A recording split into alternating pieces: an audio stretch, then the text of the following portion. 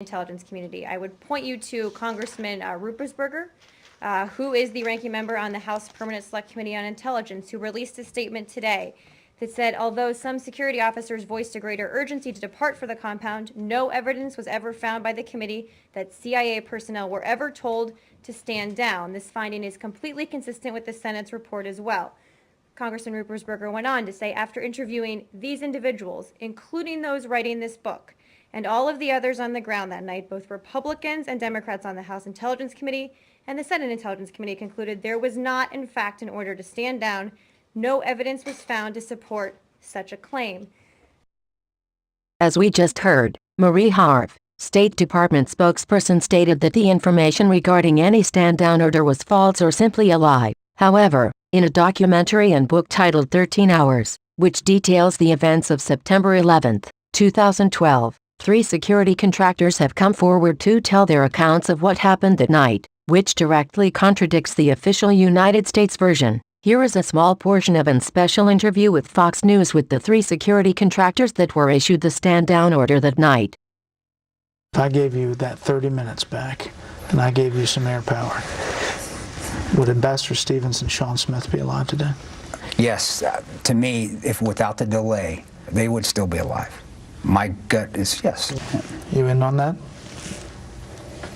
I'd strongly believe if we'd have left immediately, they'd still be alive today. Also interviewed recently was Sean Smith's mother, Pat Smith, who is finally receiving some form of an answer as to what may have happened that night. According to his mother, the State Department has not offered her any answers so far. Pat, this has to be so hard for you to watch, but what is your reaction to the first-hand account by the men that tried to save your son that night, saying they believe that had they been allowed to go when they first wanted to, they might have saved him and Ambassador Stevens, but instead were told to stand down? That's correct. That's what they said. Do you believe them? Them? Yes, I absolutely believe them. Who else am I supposed to believe? The people that didn't tell me anything, like the State Department? I kept begging them to tell me what happened. They wouldn't tell me.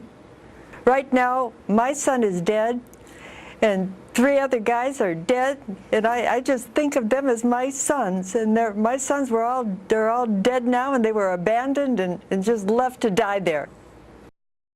A very upset Pat Smith claims that she was never provided answers, and believes that there was an attempt to cover up the truth on what actually happened that night in 2012.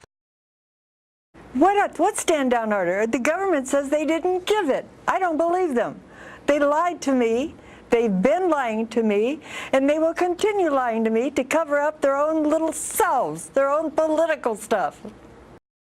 We are likely looking at the start of a new investigation into the attack of the U.S. outpost in Benghazi, as the statements from the 3 security personnel paints a very different picture than the one given by United States officials. Colonel Oliver North, a military analyst and a person no stranger to government scandals, provides his thoughts regarding Benghazi. Well, the Obama administration is still denying the substance of any of this. Here's the State Department spokeswoman, Marie Harf, saying that these claims are lies. Watch this. There was a short delay so they could get backup and get additional weaponry before they went into a situation that they were unaware of what they were going to be encountering.